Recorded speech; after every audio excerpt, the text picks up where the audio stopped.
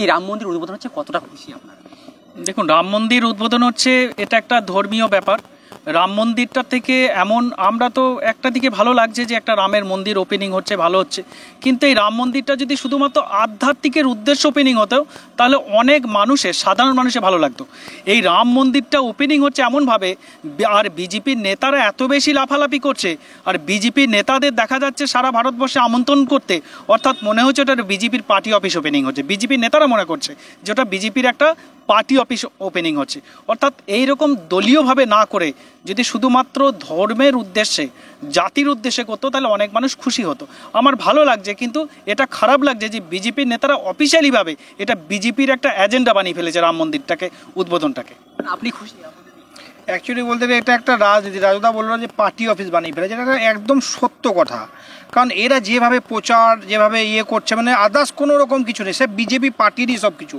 কালকে একটা দেখলাম নিউজে যে নরেন্দ্র মোদী মানে ওপেনিং করবে, এখানে সাধু সন্তোষী যারা আছে তারা একটা ক্ষোভ প্রকাশও করছে, সেটা কোনো ওদের যায় আসে না। কিন্তু মোদী ওদের কাছে সাধু, মোদী ওদের কাছে ভগবান, মোদী সব কিছু। আগে যে পার্টি থাকতো বিজেপি, ভাজপা পার্টি থাকতো, এখন বিজেপি পার্টি নেই, মোদী পার্টি হয়ে গেছে।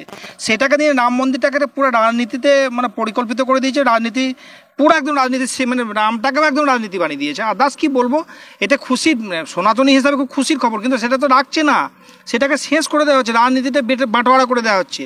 এবং বাংলা থেকে আরম্ভ করে পুরো ভারতবর্ষে যে ধরনের ব্যভিচার চালাচ্ছে রামটাকে নিয়ে, যে ধরনের মানে বিবৃতি দিচ্ছে, এরা একদম নির্লজ্জজনক ঘটনা বলতে পারে, নির্লজ্জজনক একদম বিবৃতি দিচ্ছে বিজেপি নেতারা, ওই চামচারা, বান্দর বাহিনী যাকে বলা যায় আর কি।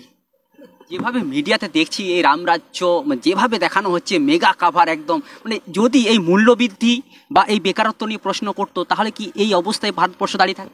দেখুন, যারা আজকে 2014 থেকে 2024 যারা একটা হসপিটাল তৈরি করেনি, যারা একটা স্কুল তৈরি করেনি, যারা একটা কলেজ তৈরি করেনি, যারা একটা সামাজিক কোনো কর্মসূচি এমন একটা কোনো কিছু নেয়নি, তাদের কাছে জবাব দেওয়ার মতো কিছু নেই। অর্থাৎ তাদের কাছে ভরসা একমাত্র রাম। তাই রাম মন্দিরটাকে আর রামকে ইলেকশন এজেন্ট হিসেবে ব্যবহার করে, রামকে সামনে রেখে তারা 2024-এর ইলেকশনটাকে পার করতে চাইছে। তাই মিডিয়ায় তাদের কাছে, যেহেতু জনগণ তাদের উপরে খুশি নয়, জানে জনগণ তাদের ভোট দেবে না, তাই তারা কি করছে, এই ইস্যুটাকেই সামনেই একমাত্র মরণ বাঁচন ইস্যু। রাম মন্দির ইস্যু যদি না থাকতো তাহলে এদের কাছে বলার মতো কোনো কিছু থাকতো না। সমস্ত ভুলে গিয়ে যেন রাম মন্দিরটাই উদ্বোধন হয়ে গেলে সাধারণ মানুষ বিনা পয়সায় চিকিৎসা পাবে। রাম মন্দির উদ্বোধন হয়ে গেলে যেন গরিব মানুষ 1 টাকা কেজি চাল পাবে। রাম মন্দির উদ্বোধন হয়ে গেলে যেন মনে হচ্ছে যে 50 টাকা পেট্রোল পাবে। অর্থাৎ এইগুলো সমস্তকে ঢাকা চাপা দেওয়ার জন্য নিজেদের যে ফল্টগুলো রয়েছে 2014 থেকে 2024, সেইটাকে ধামাচাপা দেওয়ার জন্য এই রাম মন্দিরকে হাতিয়ার করা হচ্ছে। এবং কিছু মিডিয়াকে পয়সা দিয়ে একটা ন্যারেটিভ তৈরি করা হচ্ছে, রাম মন্দির হলে যেন পৃথিবীর, বাংলার, ভারতের সব সমস্যার সমাধান হয়ে যাবে। রাম মন্দিরই একমাত্র মনে হচ্ছে আমাদের মুক্তির পথ। এটা এই একটা ন্যারেটিভ তৈরি করা হচ্ছে। পেটে ভাত নেই, গিয়ে রাম রাম করতে হবে, 100 টাকা লিটার তেল কিনতে হবে, আর গিয়ে রাম নাম বলতে হবে। এই মানুষকে এইভাবে ভাঁওতাবাজি করে, মিথ্যা কথা বলে, মানুষের সাথে 2 নম্বরই করে, প্রতারণা করে এইভাবে ভোট পাওয়া যায় না। অন্তত বাংলার ভোট তো পাবে না, এটুকু আমি গ্যারান্টি দিয়ে বলতে পারি। বাংলার মানুষ সচেতন মানুষ, সজাগ মানুষ। বাংলার মানুষ এই মন্দির দেখে ভোট দেয় না, জাতি দেখে ভোট দেয় না। বাংলার মানুষ উন্নয়ন দেখে ভোট দেয়। প্রত্যেকটা বার বিজেপি এখানে লড়াই করতে এসছে এবং বাংলাতে হেরে গোহারা হয়ে বাড়ি গেছে। কারণ বাংলার মানুষ জানে যে উন্নয়নের উপরই ভোট হয় আর জাতির উপরে ভোট হয় না। সেই জবাবটা তারা পেয়েছে। এবার তারা এখন রামকে সামনে রেখে এখন একটা এজেন্ডা করতে চাইছে, করুক। আসলে তারা যে জিরো পাবে সেটা তারাও জানে।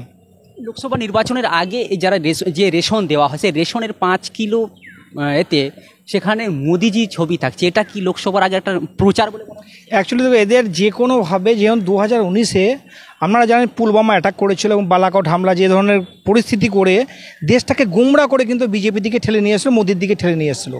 আপনি জানেন 44 জওয়ান যারা শহীদ হয়েছিল পুলওয়ামা অ্যাটাকে, তাদের আজ পর্যন্ত ইনকোয়ারি হয়নি। আমি একজন কমান্ডো, মানে অনেকবার আওয়াজ তুলেছিলাম, কিন্তু এটা কিন্তু কোনো রকম হয়নি। এবং সতপাল সাহেব যে জম্মু কাশ্মীরের যে গভর্নর সাহেব ছিল সে সব কিছু পোল খুলে দিল। সেটা কিন্তু 24-এ আর কোনো এজেন্ডা নেই, সেনাদেরকে ইউজ করা হয়ে গিয়েছে।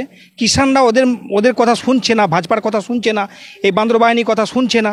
এবং কি করলো, এখন কিন্তু রাম বাহিনীকে নিয়ে, রামটাকে নিয়ে একটা বান্দর বাহিনী শুরু করে এটাকে একদম পুরোপুরি এজেন্ডাতে 2024-এ কীভাবে হিন্দু মুসলিমে বিভেদ করে কীভাবে ইলেকশনে জিতা যায়, আদার্স কিছু নেই। এই যে ছবি টবি দেখিয়ে, এর আগে একবার অনেক কিছুদিন আগে বলেছিলাম, ছত্তিশগড় একটা বড় চ্যানেলে বলেছিলাম যে এটা ব্যানারওয়ালা সরকার, মানে প্রতিটা মোড়ে মোড়ে যাবেন মোদিজির ছবি, পেট্রোল পাম্পে মোদিজির ছবি। এখন দেখবেন রাম আর মোদিজির সঙ্গে, রামের সঙ্গে মোদিজির তুলনা করা হচ্ছে।